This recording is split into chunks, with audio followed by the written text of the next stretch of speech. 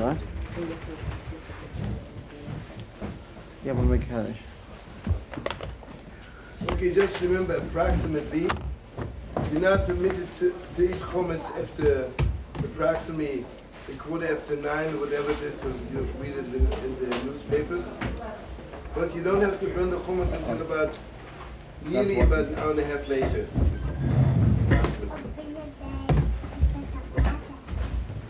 And also, this is very, very important. You know, my father came to America, and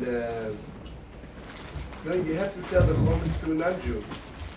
But the way you do it, you tell the shamas or the rabbi in the shul that he should be the messenger to sell it. But when my father came to this shul, they thought that everybody has to sell the chametz to the shamas. But he never sold it to the goy.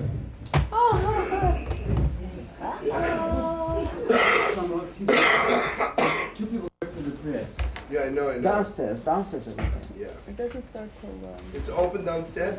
Yeah, it's open downstairs.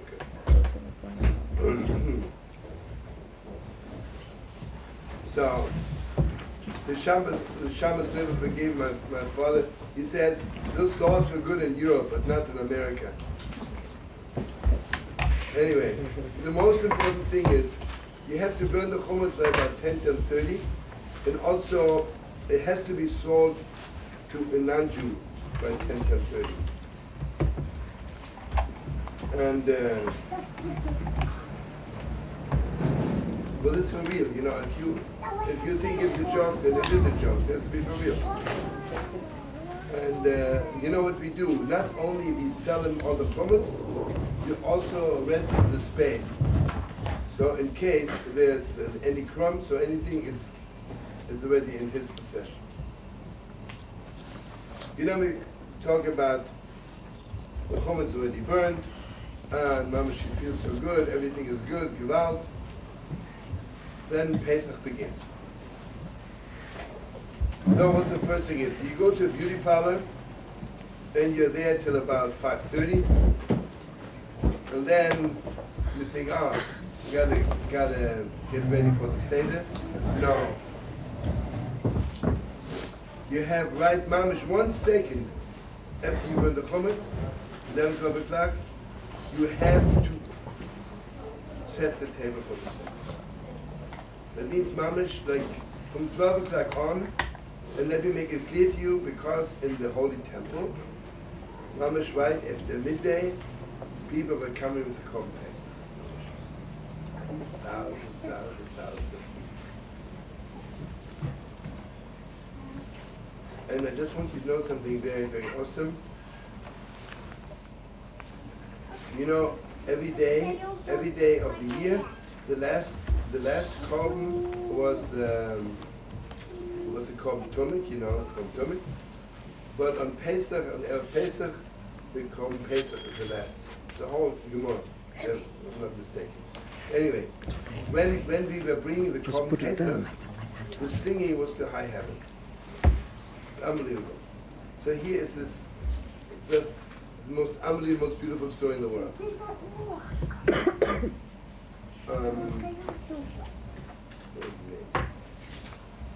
In the time of Chizkiyahu HaMelech,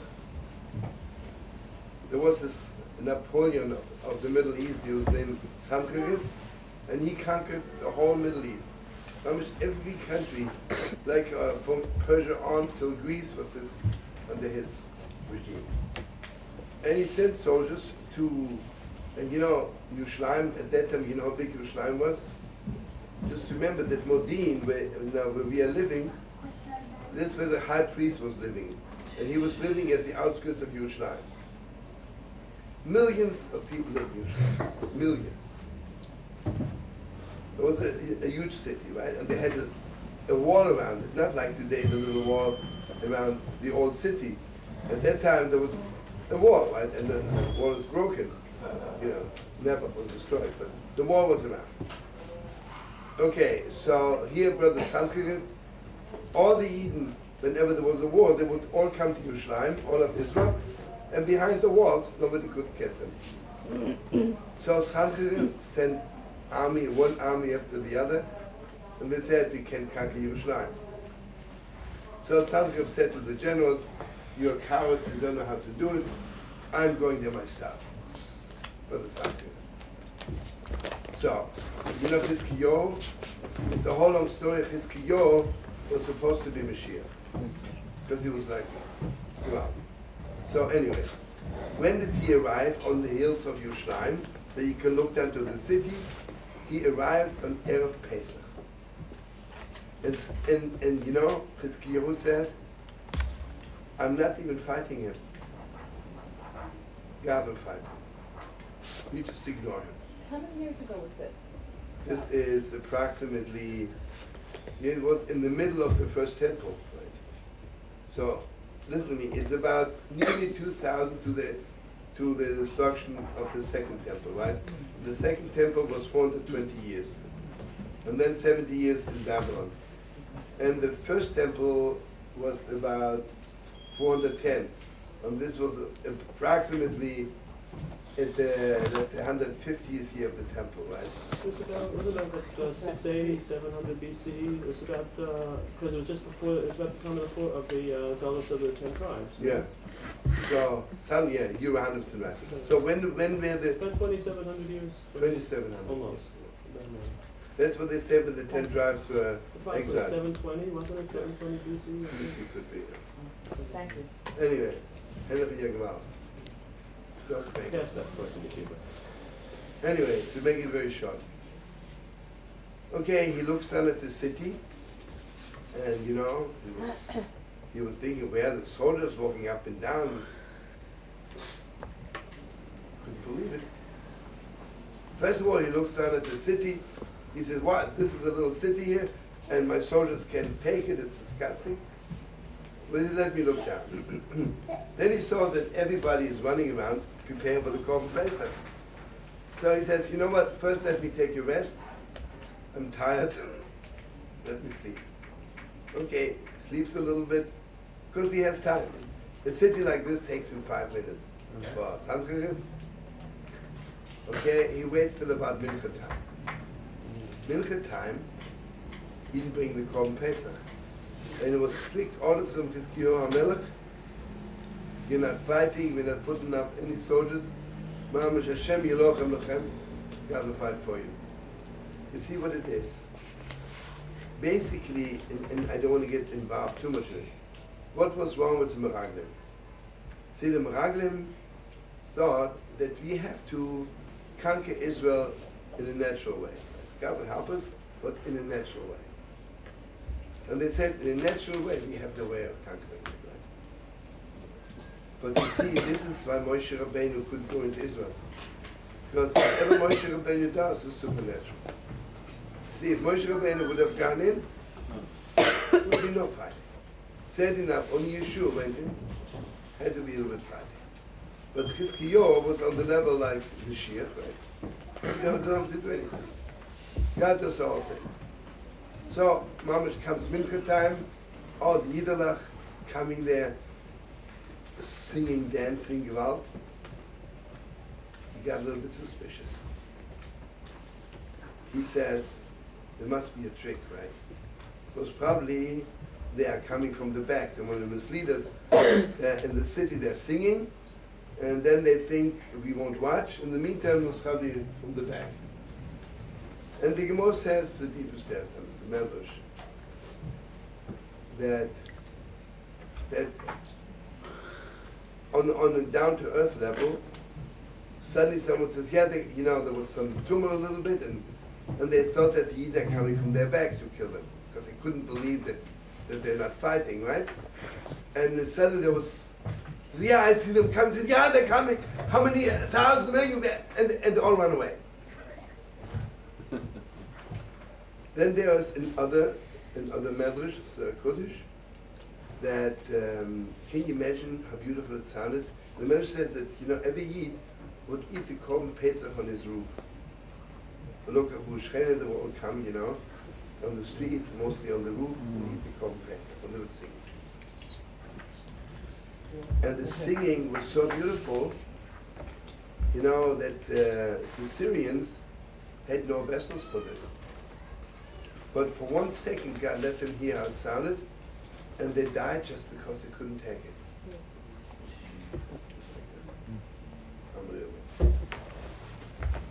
Anyway, so after 12, it's a different world, right? It's like Mamash already in Mashiach. And here Shulchan says, in other places, it's a minhag that you start preparing the Seder table already 3 days before. Okay, but we're not on that level because there's still the chumash in the house.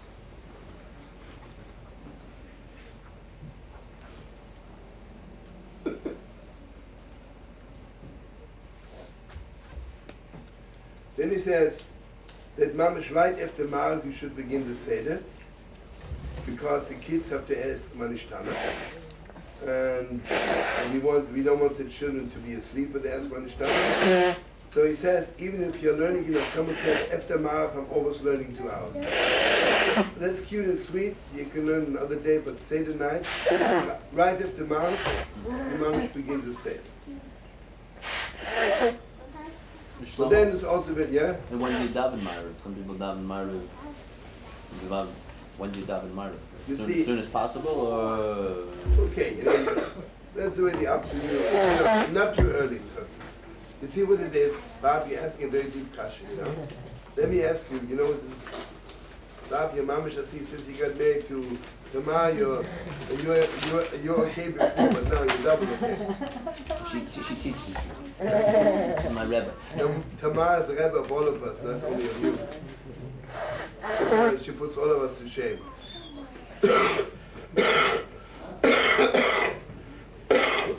Right, there. Listen, on Shabbos I can daven Maariv early and make Kiddush and have a Sudas Shabbos because on Shabbos I have the right to start early. Well, what about Pesach? Can I start early? Let's say Ben Shmoshes night is, let's say, 6:45. Basically, I can daven Maariv ready for 5:30 on. Let's say I daven Maariv and have a cute Seder and I eat matzah. Is that okay now? Yeah. Because Shabbos has to do with Shabbos. Not with the night of Shabbos, with Shabbos. And twice a Shabbos I can add to Shabbos. So that means I make Kiddush on Shabbos. But matzah, it says, Erev toichlu matzahs. It has to be mamish night to eat the matzah. It's unbelievable, right? So even on the level of Yom Tiv, I can add to Yom Tiv. That means 2 hours before Yom Tiv, I'm mikabel on myself Yom Tiv, and I have the holiness of Yom Tiv on me. Let's say I'm not permitted to work or anything, but matzahs I cannot eat, and the Seder has to be at night. Come in, brother. And Bob's good you ask. Okay, so it says, but this is only the first day. You can make this the Seder table long before. But for the second night, don't prepare the Seder table until it's mamish dark. Because you're not permitted to prepare from one day to the other. Also, which is not important today, if sometimes the Seder comes on Saturday night, you're not permitted on Shabbos afternoon to prepare the Seder. Because you cannot prepare from Shabbos to another day. Okay, now he says, don't make Kiddush the Seder night until it's mamish dark. 100%. He says, although every other Yom Tov you are permitted to add to Yom Tov, even Shabbos, the whole thing, this is very good to know. Chaim.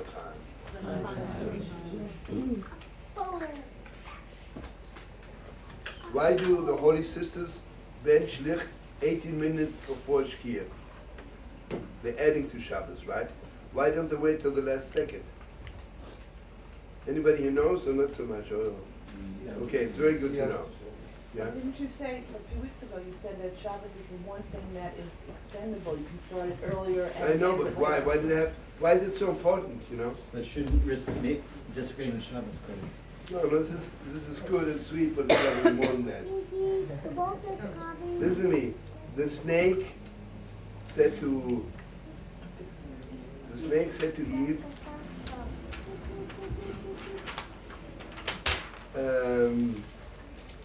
what's about the tree of knowledge? You're not permitted to eat? So Eve said to the snake, you're not even permitted to touch it. You see, because Chava is on the level of Torah Shabbat, and she wanted to add. Unbelievable, right? Because Torah Shabbat was given to Adam, it says, don't eat it. But you know, like the women bring children into the world, adding to the world, so she wanted to add to God's Torah. You're not permitted to, so she said, God says to us, if you touch the tree, you'll die. What the snake did, pushed her, and she touched the tree. Nothing happened. So you see, so the snake says, you see, it's bullshit. It's nothing. So you might as well eat it, right? So what was the mistake of Chava? This is really beautiful. You know, we only add because of the snake. If you wouldn't have listened to the snake, you didn't need to add, right? Because we are so full of the snake tigers that we have to make it a little bit stronger because we're afraid maybe I'll fall in, you know, so. But if not for the snake, we wouldn't have to add. But anyway, so therefore the fixing is that we bench licht so much earlier, the real adding, right? Yeah. But I mean, this is a long thing without getting about.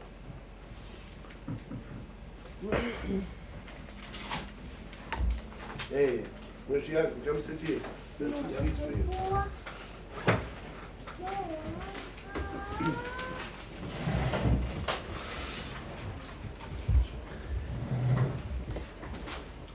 Okay, here's already a big machlokes.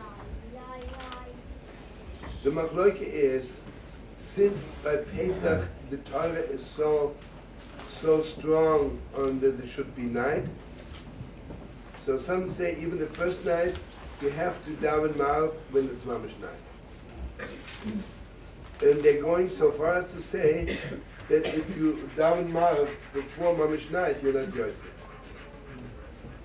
Because you see, they were learning Pshat, the Erev Pesach, everything which has to do with Matzah, celebrating Pesach, has to be at night. Because, whatever it is. And others say no, only the Seder has to begin when it's dark.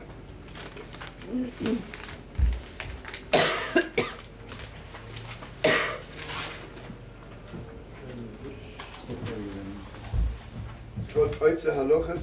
He brings them Shon Or and adds all kinds of beautiful things. They're unbelievable storm out on the laws of Pesach. Now he says something unbelievable.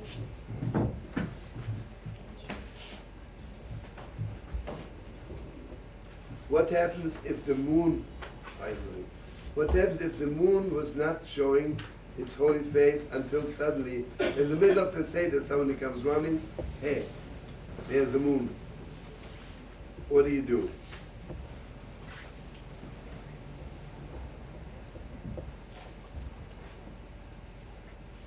He says, it's mamash up to you, he says. If you can wait till after the Seder, and if you're afraid, then just in the middle of the Seder, you go out for a second.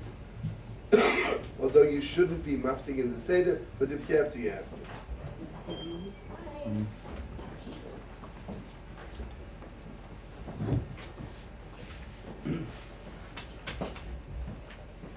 Hey.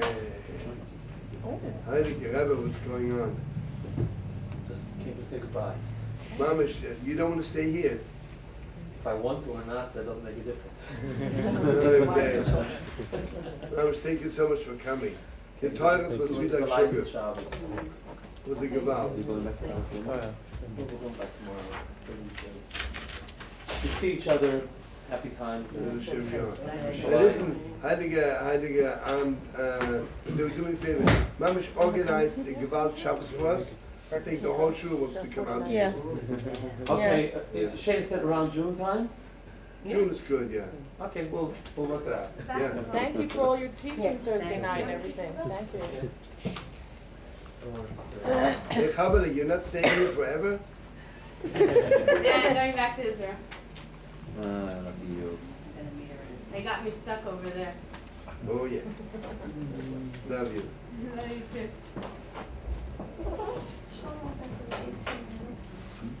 Yeah? Isn't it better in a way that it's like the 15 minutes before? Isn't it like putting more Shabbos into it? No, it is. Adding, right? That's what I was talking about. But, Listen, you came in the middle, so you missed the first part. Oh. No, okay, let me tell Sorry. you. For me, you're the highest. I wrote it down. I'll show you. Yeah, well, let me tell you, Pastor. Me, a high woman like this, I have to tell you. You see, there are certain things, basically when it comes to time, I cannot add to Wednesday. You know, I'll sudden Tuesday afternoon, I'll say it's already Wednesday. It's not, it's Tuesday, right? Wednesday begins exactly when we start now, in our calendar, right? The only thing is Shabbos is a special thing that I can add on the time level to the holiness of Shabbos. Pesach is the same thing. To the holiness of Pesach, I bench lift, I make it Pesach. But matzah I cannot eat. Because for matzah it says in the Torah, for Erev Pesach the matzahs you have to eat matzah when it's not. So, the whole thing I was telling the holy brothers and sisters, why is by benching lift so strong the adding? Because the downfall of Chava was that she added when it was not constant. She didn't have to add. And because it's a long story what she added, so the fixing is, you know, benching lift is one of the three fixings of Chava for the tree of knowledge. You know this or not so much, Karen? When Chava, when she ate the tree of knowledge, and you know the Medrash, Atlas the Bod Medrash, she ate the forbidden fruit about 4 in the afternoon. Then they were driven out from paradise. But they were never driven out completely. They were only driven out to the doors, to the gates of paradise. And suddenly it became night. But you know what it is? They never had seen night before. It was their first day, Adam and Eve, right? So when they saw it's getting dark, they thought it's the destruction of the world. Right? Unbelievable, right? So Chava says, God, did I destroy the whole world? Because they ate the forbidden fruit. So she heard a voice from heaven saying, which is a must to remember. He says, Chava, if you believe that you can destroy, or why didn't you believe also you can rebuild? So the man said she was crying so much, she says, God, what should I do? So the most beautiful thing happened, that 2 angels came with 2 candles, and God says, kindle light. So this was the first thing Chava did, kindle light. So this is for me or something? Hold on 1 second. Yeah, who is it? It's Miri Schiff from Israel, no? Miri? In the middle of learning, if you have anything special to say, otherwise.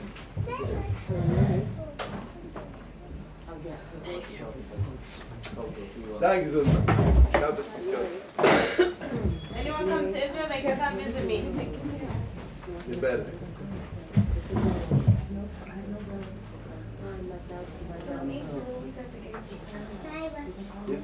See, that was the whole thing. On Shabbos, I forget the Shabbos, God says, be my guest for Shabbos. You know? So on Shabbos, we were still in paradise. And only after Shabbos, that we make Abdullah, suddenly we leave paradise, we go into the way. Like we're entering a different world. keep this on.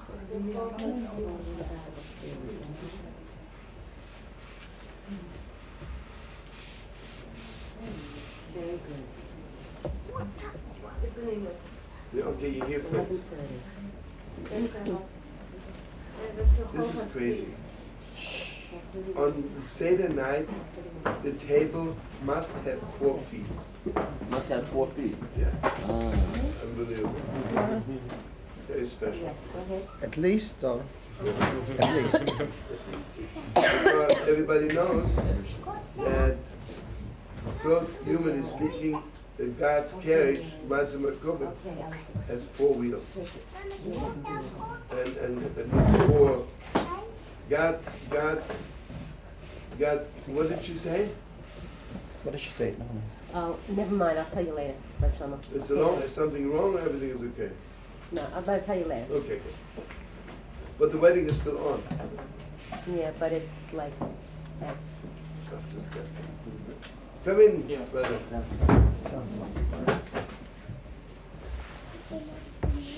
That means it should have more than 4 feet.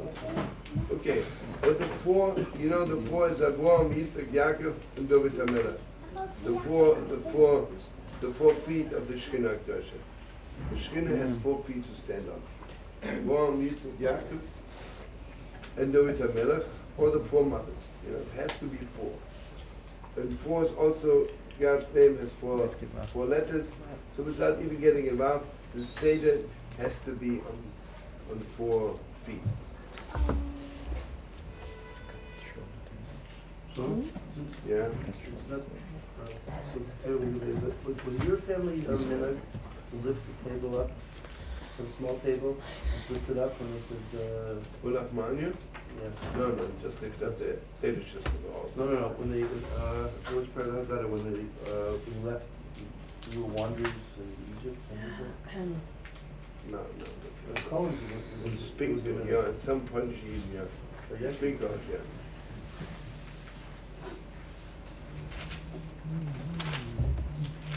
Okay, now something else. Basically, all year long we are not putting in too much gold and silver on our table to look like we are king and kings, queens. Because after the destruction of the temple, sad enough, we are a little bit exiled, so we are not so much king and queens. But Seder night, Mamish, we're waiting for the Yanovi, so Mamish, it's a custom. Every gold and silver you have, you put on the table. You know, in Vision, it's awesome. You know, in Vision, really a lot of gold and silver. So in the middle of the table was Mamish just gold and silver.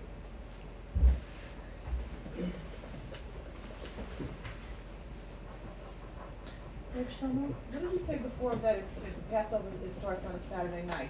You're not allowed to prepare during the day, Friday or Thursday? You have to wait? Friday, yeah, you better Shabbat. prepare. What I'm saying is, you have your Shabbos table, then you have to first do that, the separate Yeah, table. but you cannot prepare the table for Motzei Shabbos. So you wait until it's You have to done. start preparing at night. Yeah. Okay, also it's very, very important that the cup you're drinking wine from should be mamish beautiful. If you can, you know?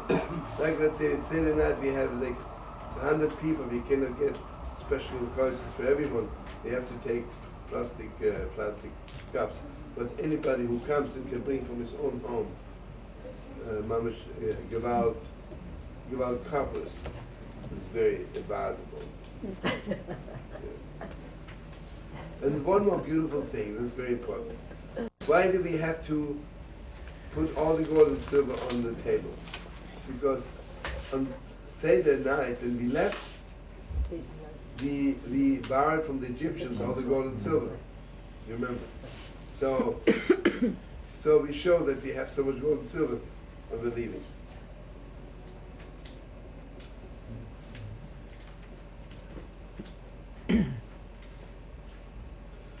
It's also beautiful, it sounds a bit like hippies. It's a custom to put all kinds of incenses on the table to make it smell good. Well, better do it. Remember I told you that the Sea of Lublin is really very special. The Rabbi Shmelke, when he was learning, he put all kinds of incense in front of him. So people thought it smelled so good from the incense. But then one time the See if Rabin says he went behind this next to the Rebbe, realized that he's smelling so good. Remember, she has the fragrance of paradise here.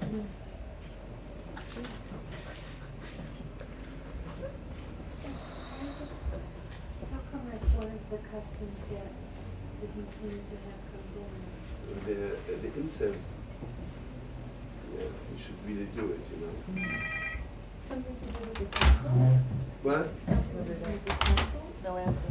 Don't forget a deal that phone just leave it. Oh, just Don't answer the machine. I'm sorry, what? Is it something to do with the temple? Because, And then record. we had a lot of incense in the temple. Yeah, maybe it would be that's a good idea. Yeah, I hear what you say. I have to move everything over again. But obviously, if you could make it this year, mamish full of incense would be grand, you know. It's also very hard to get very pure incense. But I'll tell you something else, which is way out. Let's say, for instance, if a person is blessed to write a book, you know, Torahs, then he says by some it's a custom that you put the manuscript also on the Seder table. Because what's your spiritual richness? Your Torahs which you are, right?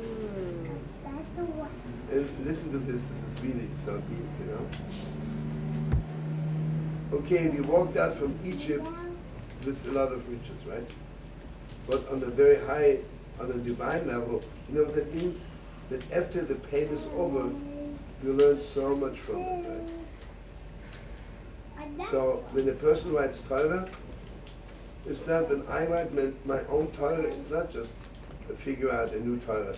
Everything I went through is in that Torah, right? So it's like the riches which I got from going through all the pain.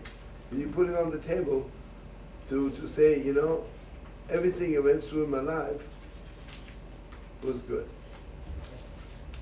In your case, that's be all it takes. Don't be like a mouse. Don't be a rabbit. That's good. This is heavy. This is already, not Shlomo, this is already from the Rebbe. If you can do this, it says that all the holy women who prepared it for the Seder table should go to the mikveh before. No? I know in Bobov, you know, when his mother, the Heilige Rebbetzin, remember Erev Yontiv, when the mikveh was in the cellar, then there would be, people would say, no, 2 o'clock, from 2 to 4 you can't go, because the Rebbetzin is gone, you know, the Heilige Rebbetzin.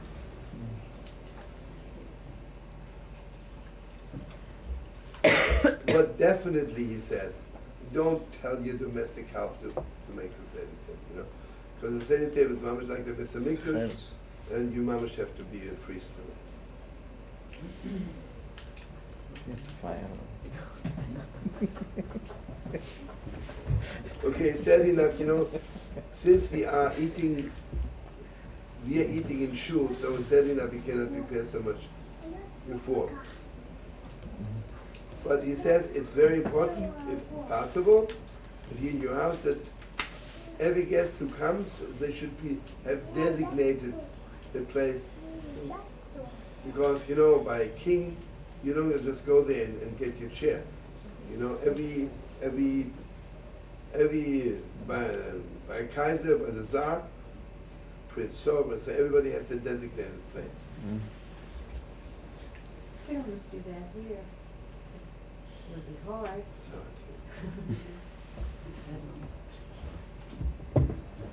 And you have to eat like everybody knows, you're leaning on your left side.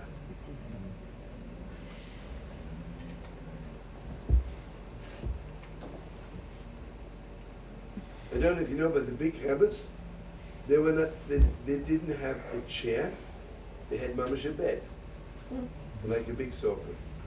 And they had a very special bed called they had saber battle, you know, with the big rebels, and it was just for Pesach, because maybe if you use it all year long, maybe a little crumb falls in or anything, and they would mamish like lie down on this bed, you know.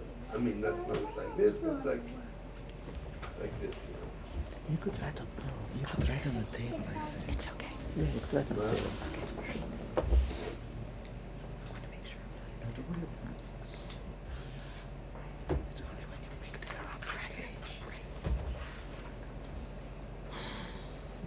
There are any other references to like a bed, the big rabbi's wife on the bed. Is there any other thing that if we get buried? I remember reading in Midrash that Adam and Eve were buried on the couch. No, I don't think they were not buried, but there's a whole big thing that a blazer went to the Ma'oz Machpelah in heaven, and now according to the tradition, there's a little underground tunnel to go down, and he went to visit Adam and Chava, and they were lying on the sofa. Right.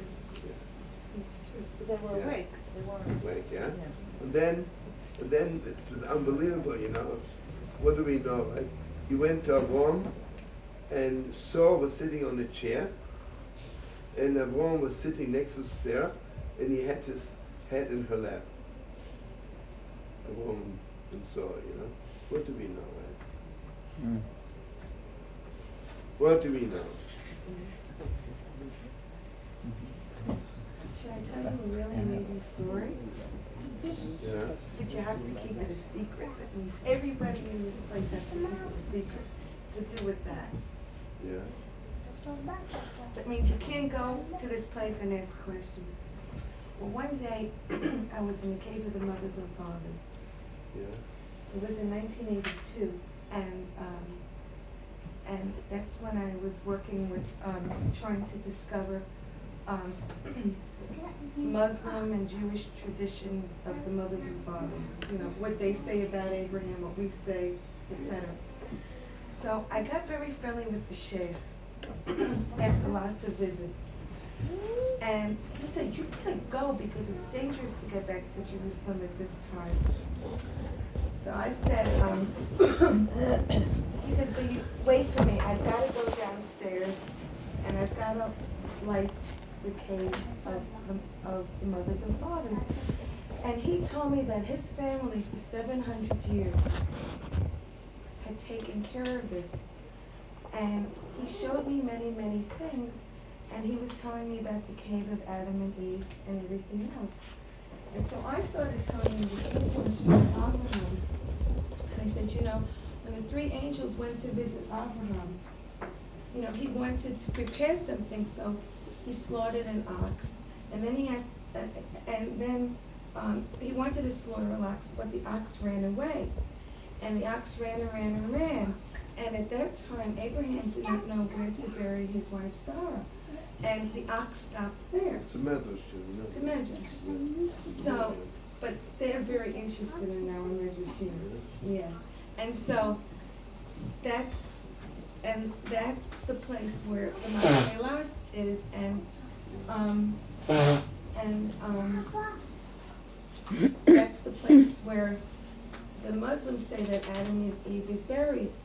And sometimes I think with the Jews being thrown out of Jerusalem so many times, you know, somehow the traditions of lighting the incense so he says that he came to a place and the ox stopped and there was Adam and Eve on a couch with a candle and incense.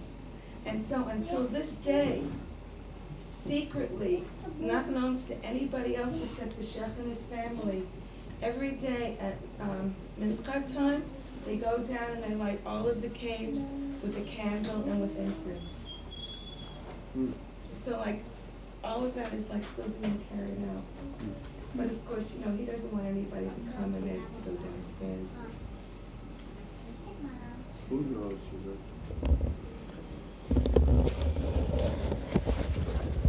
Then we take the story down. We use the highest.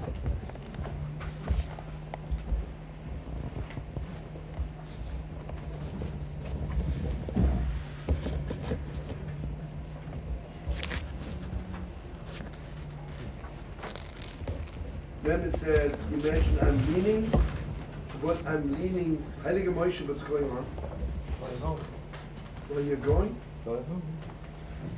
We just decided that all of you are staying here, no?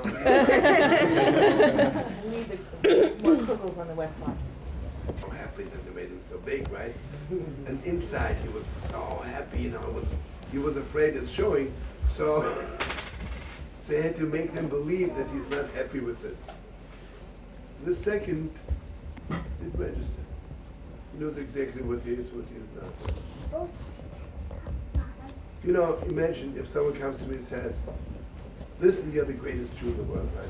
No, I don't think, no. Blah. You have to tell me you're not. I know you're not. You know I'm not. I know you're not. I told you, I had this phone call from a Heat, and I says, you know, Mama, you sound like the sweetest Heat, but I don't remember me. He says, what? He says, don't you remember 20 years ago you said I'm the greatest living Jew? She lived off that for 20 years. No, yeah. I said, I'm sure you are, but I have to see in front of me, you know?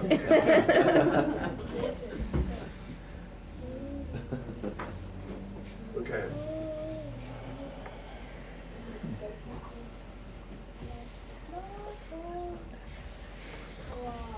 Okay. What about the poor schlepper, Mamish, who borrowed money to have a little Seder? Does he have to sit like a king? Sure. 100%. You see, because Seder night,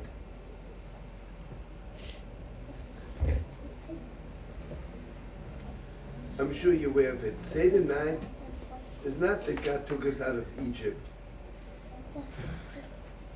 This is nothing, okay? God could have taken us out from Egypt in 1 second. What God is giving us, you know, freedom is not the absence of slavery. By the world, freedom is, I don't have a boss telling me when to get out. But this is kid stuff.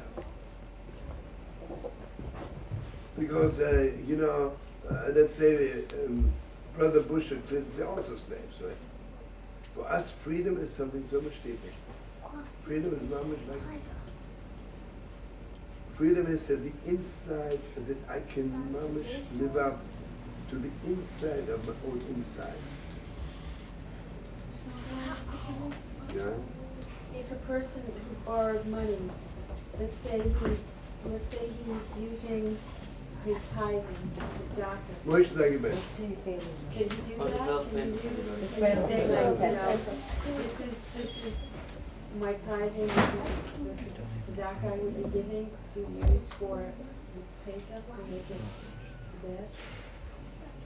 And it's a, you know, poor person. It's a big shot, you know? This is, there were 200,000 million laws on that. And it would be too much to go into it, you know? The question is, can I use myself to do a mitzvah? There's a big shot in this form. Imagine, I want so much to have some swarm. I don't have money to buy swarm, but if I use the tenth of my income to buy books, in fact, you know, it's crazy, we were learning it last year in Yerushalayim. We learned it here too. As long as we designated the service for everyone to use, then That's we're it. okay. So, you know, Saturday night, if I just needed for cushions, doesn't sound so good to me, you know? But Let's say to make the difference between buying shmurel matzah and buying box matzah from Israel. You know, I mean, a poor person, you know, the shmur matzah is not cheap. So if he wants to have it so badly, that he wants to do that. Let me tell you, if he has guts, he doesn't ask anybody to take the money from us. My father's doing Shlomo, you were saying what true freedom is, and I want to hear more about what that is, because I'd like to know about this. You know, but I don't want Exactly. And you were in the to middle of give saying a that. speech on freedom No, now. but you just were in the middle of saying that, and then this other topic was brought up, and I just want to know Freedom is more than not being a slave. But you said something about being the inside of the inside? You see what it is, I tell you. What should I tell you? Remember I told you what's the story about the thief in Auschwitz? In the motion Auschwitz, right? And you see, let's say the Rebbe, Friedrich Rebbe, when he was on his way to Siberia, someone that see managed to have a little stage right by the train station. And before the KGB looked around, he was on the stage, and he says, I want you to know, only my body goes to Siberia, but my neshama is free. There's something else, right? Hey! How you doing? What's going on? Oh yeah, the Maya. I was getting ready for Pesach. Mazel tov, mazel tov. What time is it supposed to be? 12 o'clock in about 3 minutes. I thought the bris supposed to be 1:30. 1:30. I see that's 12. Oh, you are so sweet, darling. I didn't recognize you. That's the mother. Gewalt, Mazel mother. Okay, have a bris. That's it. Let's all go down fast. Thank you for coming out. I would have never known. Mazel tov. Do you know, we didn't get this was We have the Tnoim tape. tape.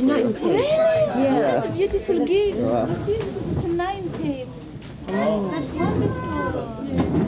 That's so cute. Hey. So we have to. Look at some videos here. Beautiful. I know how to Let's read see. it. It's beautiful. Let's little bagel. Mazel tov. Mazel tov. Where's your other one? She's downstairs. Downstairs with her mother, the Oh, grandmother. look at that adorable.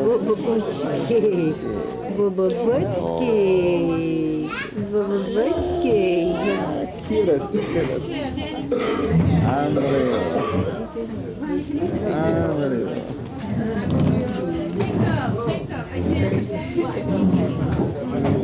Okay, so whenever you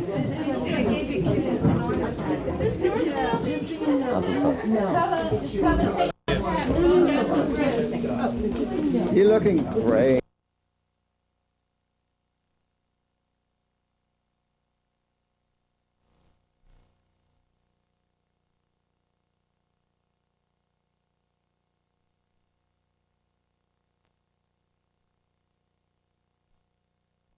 Good. On the right side, it's a little of a controversy. Some people say because everybody is on the left side is the sign of freedom, so you also do it on the left side. And then some people, other say no, it has to be on the right side.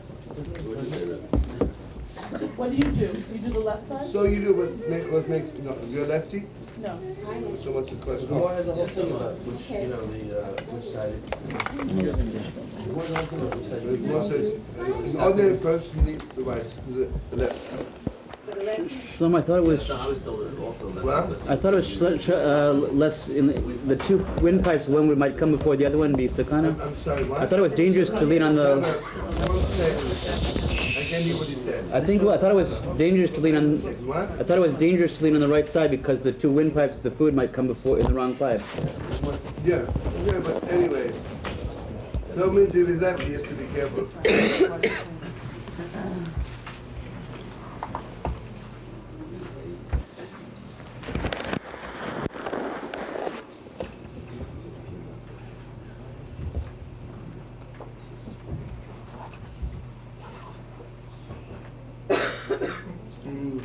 Okay. Sad enough that the whole controversy of women also have to lean. But the final decree is that women also have to lean on the left side. Okay, when you eat together with your Rebbe, then you don't have to lean because too much respect for the Rebbe, you know. Sitting there like.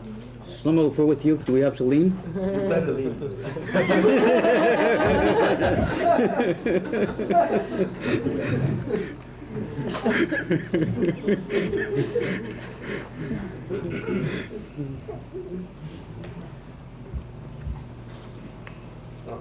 What's about little kids? the moment they know what's going on, you better teach them how to lean on the left side. With the three. Whatever the sit at the table. Yeah, here says when you sit as a rabbi, let's say, I would sit in Amshino, right? I wouldn't leave. Because you have to give cover to your rabbi. But if the rabbi says, I want you to lean,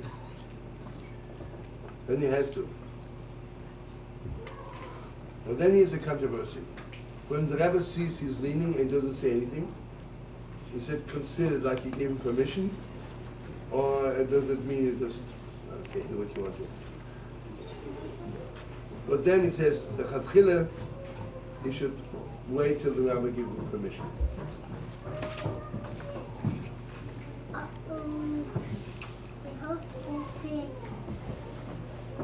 And then it says, the rabbi doesn't have to give him permission if he doesn't want to stop there. What if you eat by someone who may not be a personal rabbi, but he's like the rabbi of the world?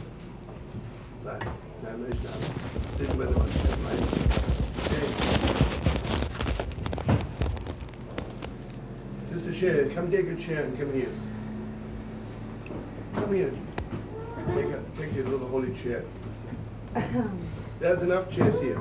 There's one there? There's one on the other side over there. Go on the other side. Chair right here. Right here, the chair right here.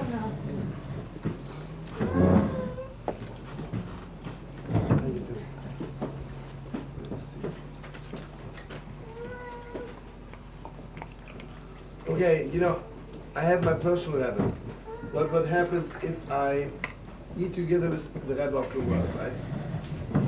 Then if I eat with the rabbi of the world, you're not permitted to lean back out of respect.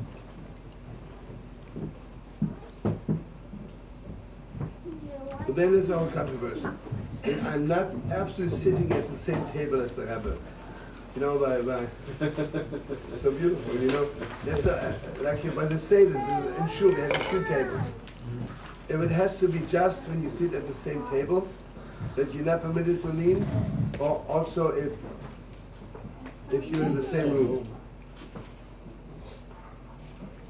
But the best thing is, if you ask your rabbi, you ask what he said. And your how's the baby? Yeah?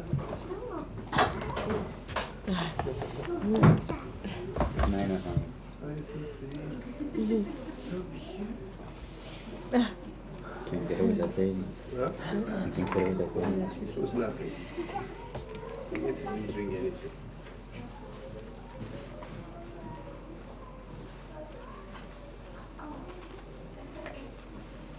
Okay, here comes something else. If it's not my Rebbe in learning, he's my Rebbe, and that's him becoming a carpenter, and he's my Rebbe in learning carpentry. What would you say? Say no. Yeah, it's a big shot, yeah. It's very beautiful. A Rebbe means someone who I receive something from. But then Shlomo says no. If you're just learning a trick from him, you don't have to respect him that much that you can't lean back. There's something else. The waiter. The waiter is bringing in the food. Does he have to lean back, or is he considered like all of his rebels, superiors, because he's a waiter? What would you say? I see he has to lean. What? I see he has to lean because he's also redeemed from Egypt. 100%, yeah. Well, you think he's a little bit of a slave tonight? He has to bring in the food. Unless he's They not don't let you Jewish. use the What if same he's table not anyway, Jewish? so that's He doesn't have to leave. Used to wait for this. You do? And you say that after midnight. You'd be surprised. If I invite a non-Jew to my Seder, he has to lean back also. Oh. So this is the night of freedom. Unbelievable. Unbelievable. I thought the minhag is that you don't invite Gentiles on Shabbos. You can invite, but if you It's a big shot, Today everything is different. In that respect, it's a different world today, Yeah.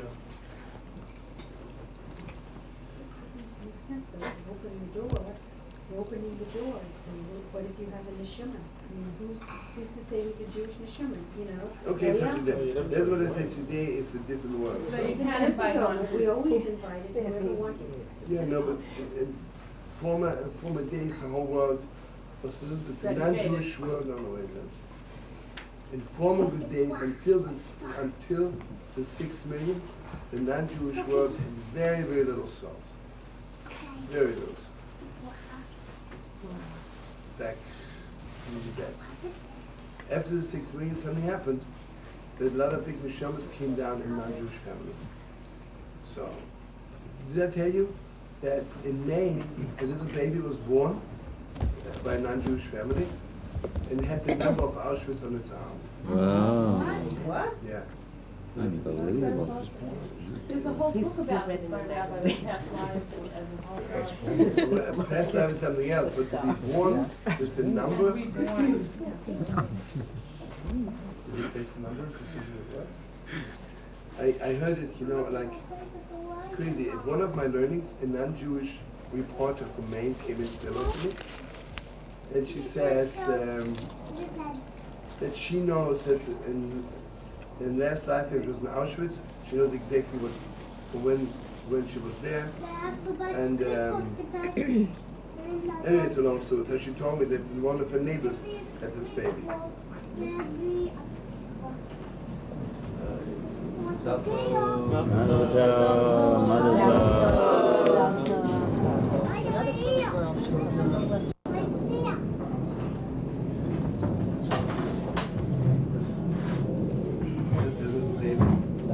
Two babies coming in Junior.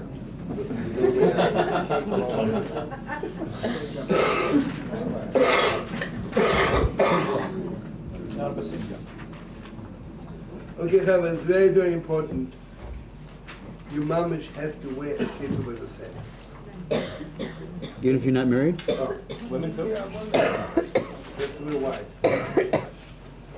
And if you're not married yet, it's too bad. Can you try to get married by the Seder? With Hashem. What? Should wear white. You see, I'll tell you something awesome. Wait. Rabbi, give me a question, because basically the kittel has two meanings. One meaning is because the high priest, when he would go into the Holy of Holies, he'd wear white. You know, the high priest would always wear golden garments. Real fancy. When you walk into the Holy of Holies, just white. And also, you should all live long. When you put a person, God forbid, a person dies, put him in the earth, also white. Okay, now, see what it is. Why is the Holy of Holies this white? Because, you know, I can be holy and still paint myself a little bit. I can paint myself like a little bit more than him. Have you ever seen religious people paint religious? Non-religious people wear paint. Non-religious, right? The secular Jew wears the paint. You know? We wear those. We wear painted faces, right? I think the Indians invented paint on the faces. We have no before. Dari, my cutest Dari.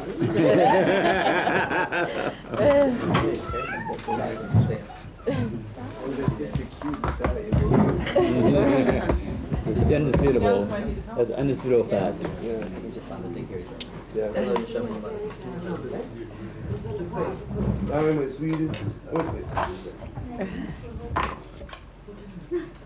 It's very short because all the time you have trouble. But if your life is good, then it's long, right? Anyway, unbelievably beautiful. Okay, we're talking about the Kittel. Okay, I'm sorry.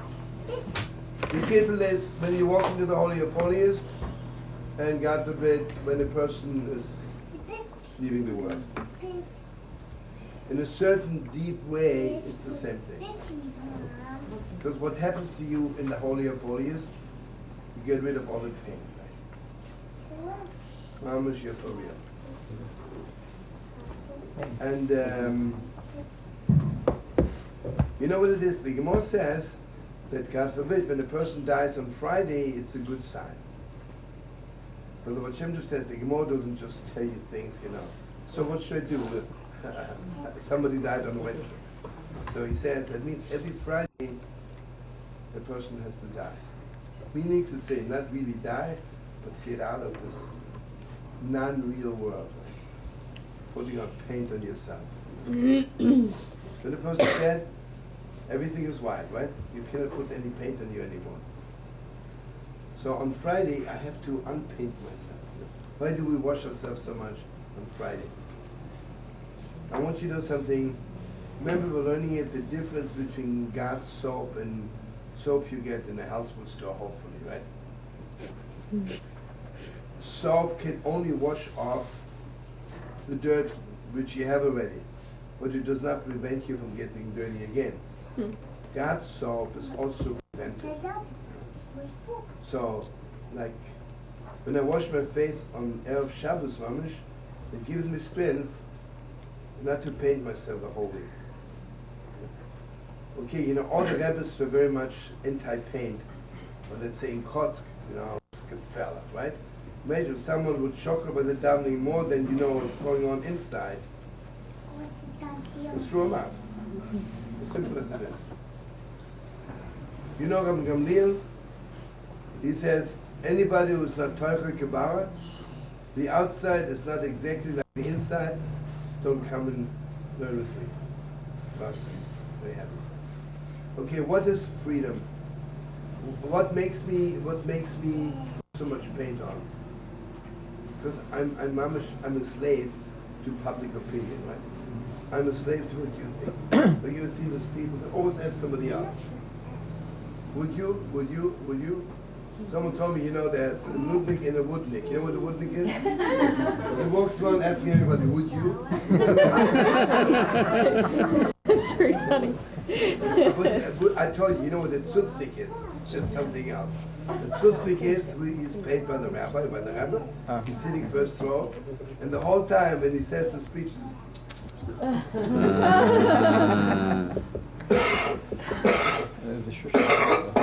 okay, a Woodnick, right?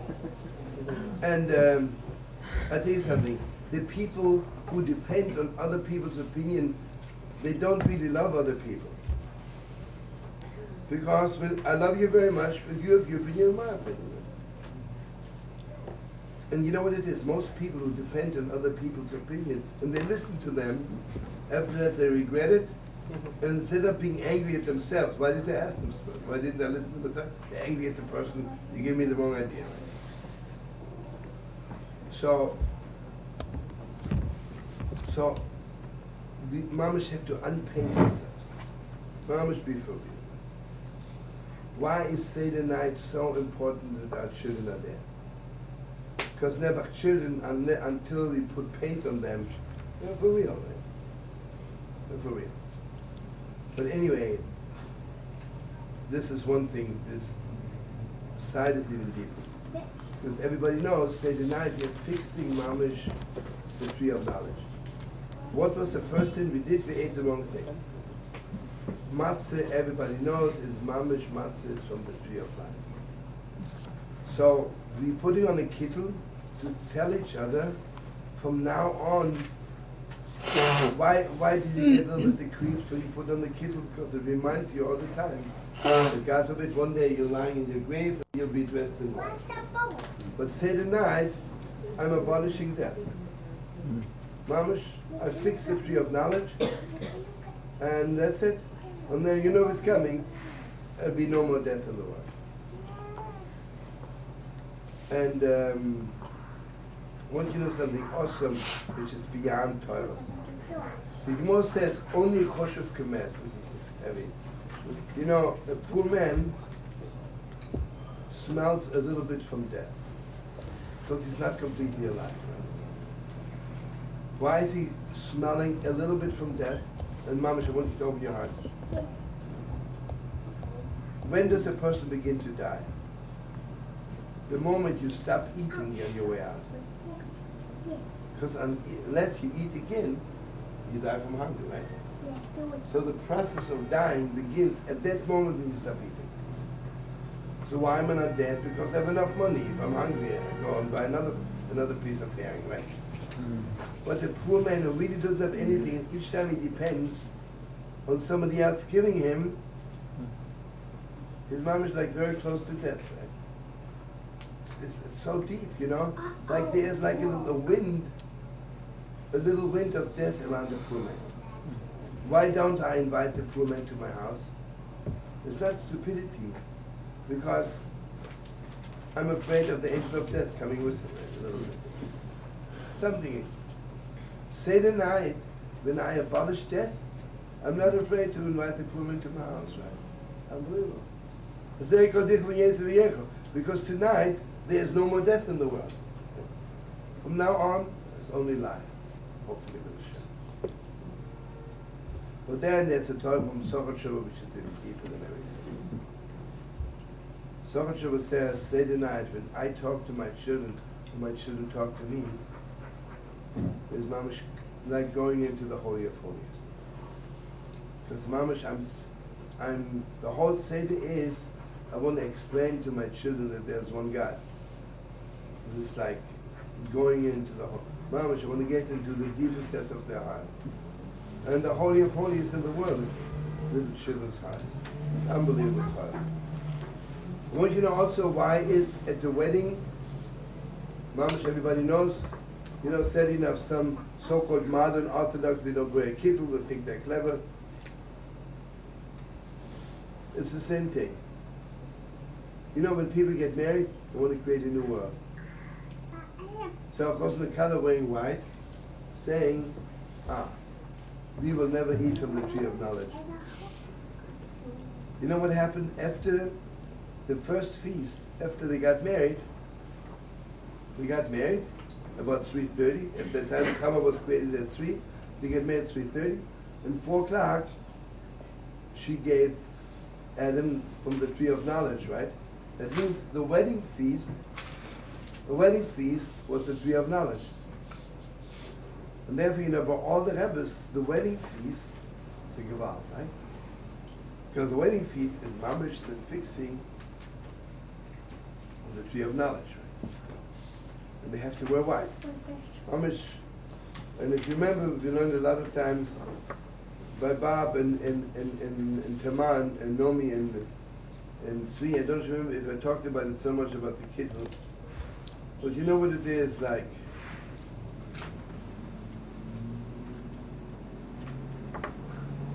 See, basically, I don't remember if I remember it. Basically, I always want the person to put on the kittel after the bedeck. Because after he found his soulmate, he's not afraid to put on the kittel, because he knows, Mamish, the kittel is only there to go into the Holy of Holies, not Chas v'Shalom, to take off. But also, on the other hand, you know, why do I have to put on so many paints? Because I'm afraid if you know who I really am, you won't love me. But what's my soulmate? My soulmate is someone who loves me anyway. You know, if I have to wear paint to my soulmate, then it's not my real soulmate. It's a good friend, cute, sweet, right? Who to take out to a Chinese restaurant, but not to get married to.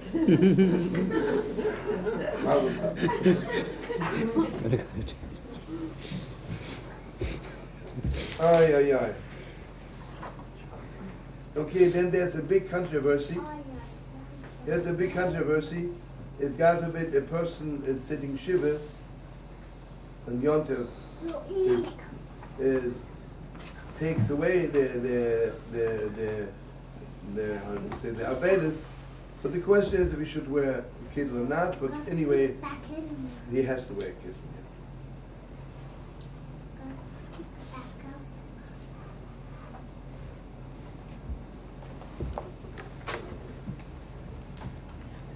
Okay, now something else very, very important. You eat the kazai matzah, right? What happens if you eat the matzah and you forgot to lean? I hate to tell you bad things, you have to eat matzah again.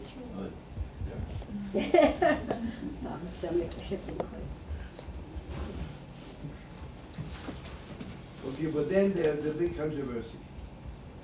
According to the Ramon, you should eat matzah again, but if you didn't, it's also good. According to the Mechaber, Heilige Bes Yosef, if you ate matzah without leaning, you have to eat matzah again. You have to.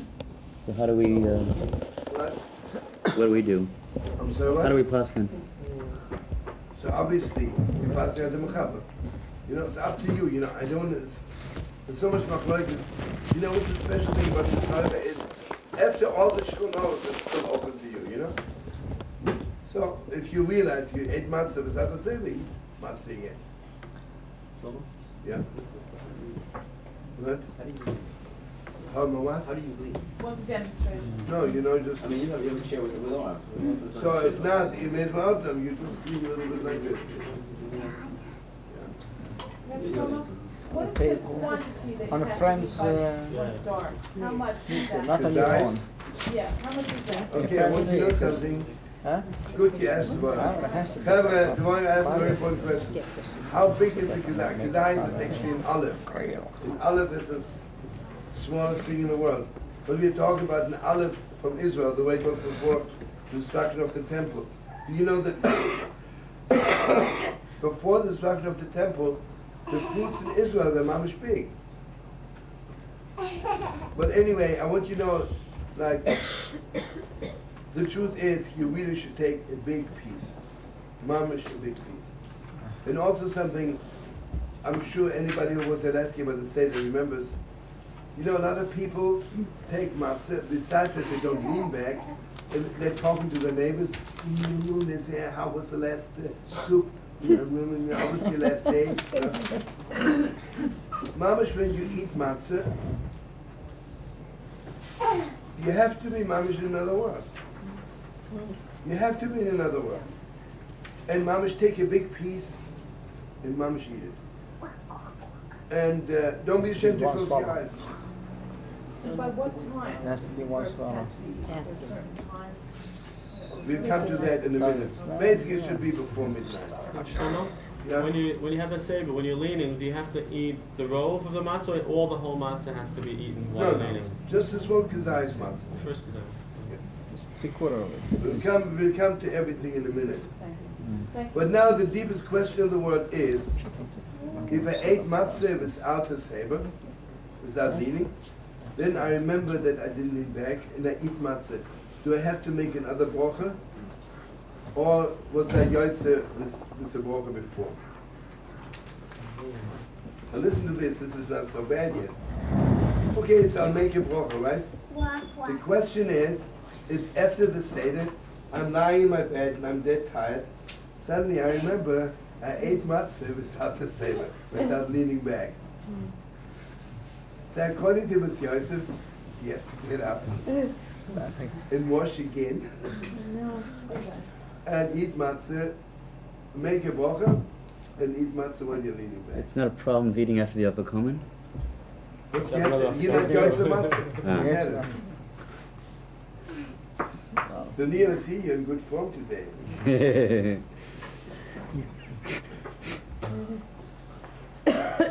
Okay, now, just remember one thing. You have to hold your head high.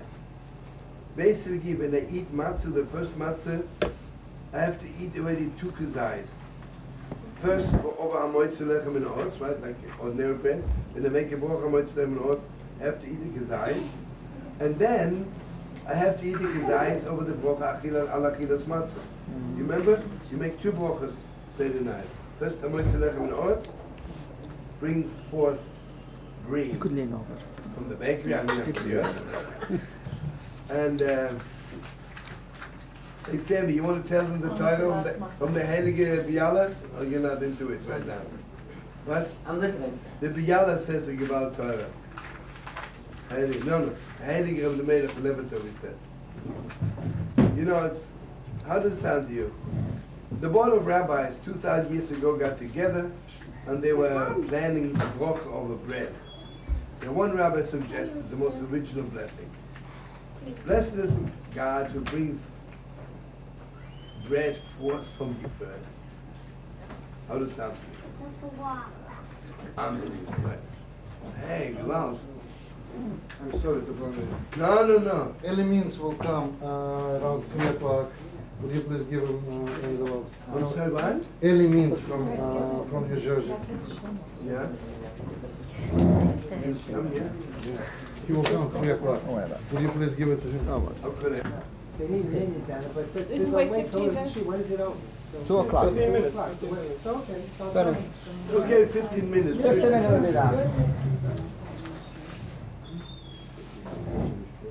Who would be a strict?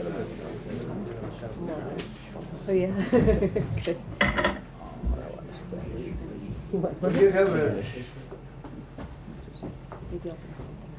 Where was I? No, I lost it. Mice from Elimelech, from Rabbi. Yeah. So he translated something very beautiful. Lechem is bread, and I'll make it very short. Lechem is also comes from the word lechem, fighting. It is, what are people fighting? All the wars is over bread, right? This nation says, you take away my bread. This one says, you take away my bread. It says, Hamoitzi lechem, the Roshim take out the war in the oil from the earth. Who says this Torah, Shlomo? Over the Melech. The new Elimelech? No, he's great grandson for the Melech will never go. That's the complete different That's wonderful. What? Lechem has two meanings.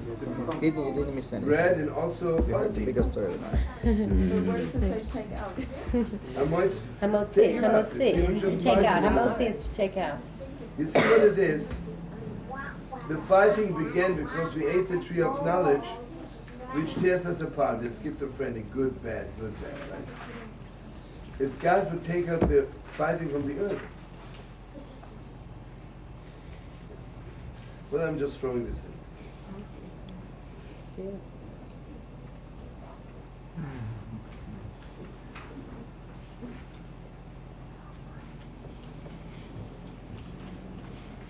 Okay, I don't want to go into it because it's too long.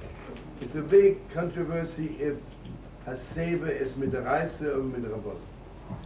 According to some, it's mamish from the Torah. They're learning it from psukim. But according to most, it's only midarabon. But it doesn't matter. If the Chacham said this is the way to eat it, then you have to do it. I start talking about the first kazai. The whole machloki is the first kazais of matzah, which I eat because hamoitzi lechem in oretz. If I have to eat that kazais also behasem. So this is a controversy. Okay, so he says, if the first kazais matzah for hamoitzi lechem you ate without leaning back, but when it comes to the second the matzah you did, so it's good.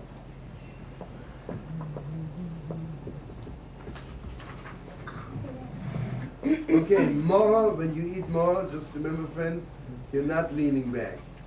Because more is the symbol of slavery, so you don't lean back. But here comes the whole controversy. Like Korach, when I take matzah and more together, it's really beautiful, there's already a big controversy. This is the real one, yeah? This is the real one. Am I eating it leaning back because of the matzah? Or am I eating it without leaning back because of the more? What he says, whatever you do, you do. But he says, if you didn't lean back, you definitely don't have to do it again. Because we're relying on the one who didn't do it. Okay, then we come. Yeah, I'm sorry. What? In the when you had the Korban Pesach, okay, they ate it on matzos and rorim, but they also did the whole thing on Pesach, right? They ate Korban Pesach, Pesach, because the Korban Pesach was Emes Lecheros, Right. Okay. So now it's only because it's not really the Korban Pesach. You know, it's the Sefer. Okay. Show the bottle. Yeah. Have a give me just 2 more minutes. Hey. Oh, Manas? Huh? This is the secretary. Oh my God. Nein, it's not geplant. This is Josh? Yeah, this is the secretary with Josh donated. And I'm sure the smell. Bring on mute. You're not mute. Oh, no. He's lucky. Well, I wish God would spend time with me. Shkoyach, Heber. Thank you very much.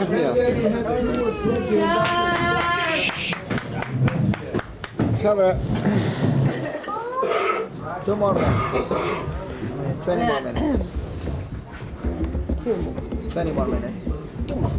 20 more minutes. 15. We need all the learning we can do to face. What's important?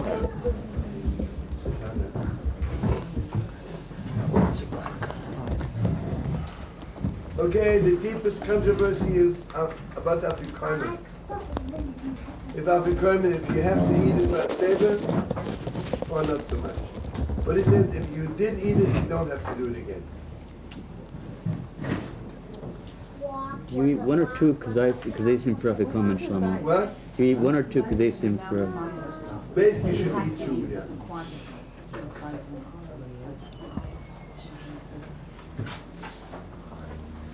Okay, the Dalit Kaises, the 4 cups of wine, you definitely have to lean back.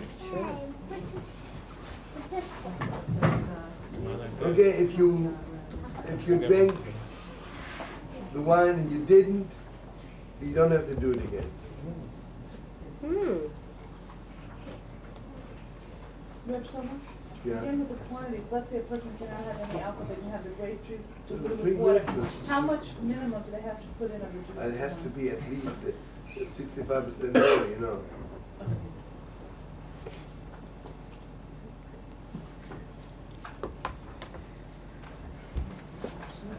Okay, this is only the first cup if you drink without leaning back.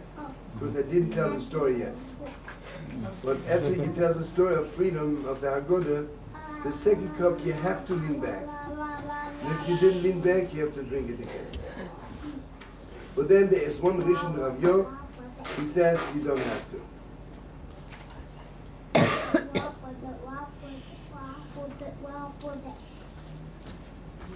Oh, well.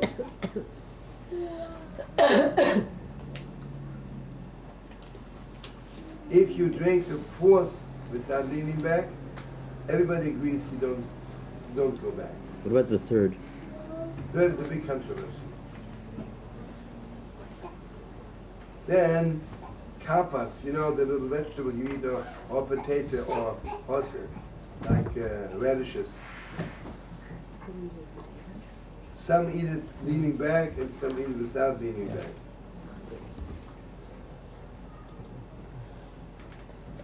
But now it comes just one more thing. What about the whole feast? Are you supposed to lean back? You eat the soup, you eat the chicken. Are you supposed to lean back? It's good too. It's good too. Unbelievable. Again, it's a big controversy. But everybody says if you can do it leaning back, it's very special. Because Saturday night everything has to peace. See in a few minutes what's going on. I want to tell you something. Can I tell you just one fact that you learned in Exodus today? Will I tell you one Gebal story, yeah?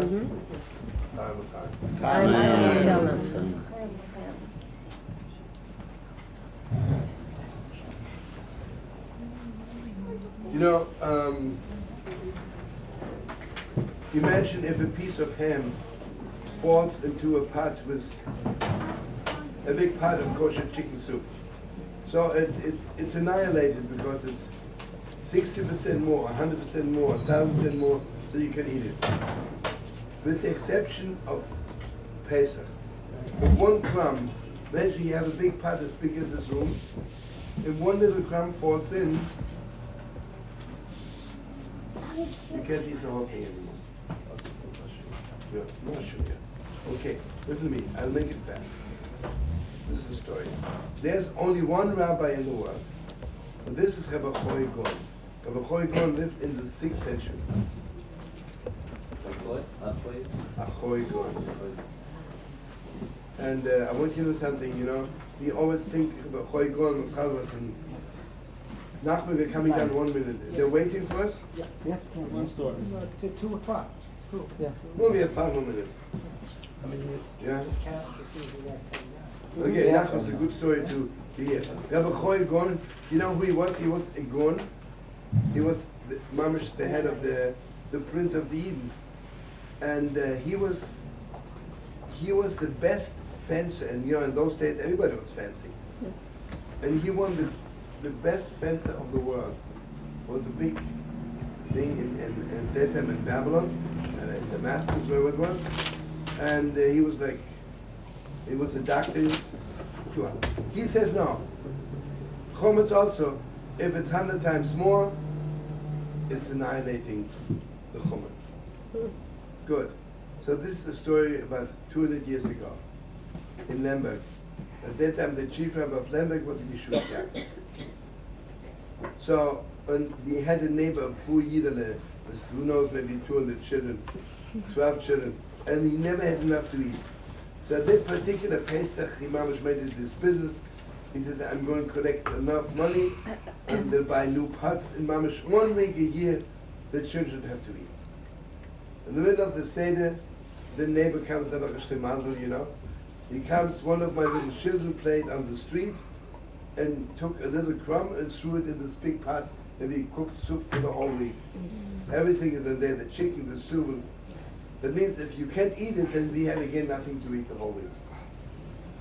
So Yeshua Yaakov says, tell you what, Rabbi Choy Gon, although he's only one, and usually the majority decides, but he is one who says that on Pesach also, if it's 100 times more, it's annihilated, so go home and eat it. Strong shoulders, right? That night, Rabbi Choy Gon comes to him in a dream. And he says, I want you to know, when I wrote in my book that Chometz also 100 times, I knew that I'm the only one who said it, nobody's going to listen to me. I want you to know I wrote it only for this Yid. I knew that one day in Lemberg will be a Yidele. If you don't permit him to eat it, he'll have nothing to eat. He said, thank you so much for passing this. I only wrote in my book for this Yid. Is that unbelievable? Who's the rabbi?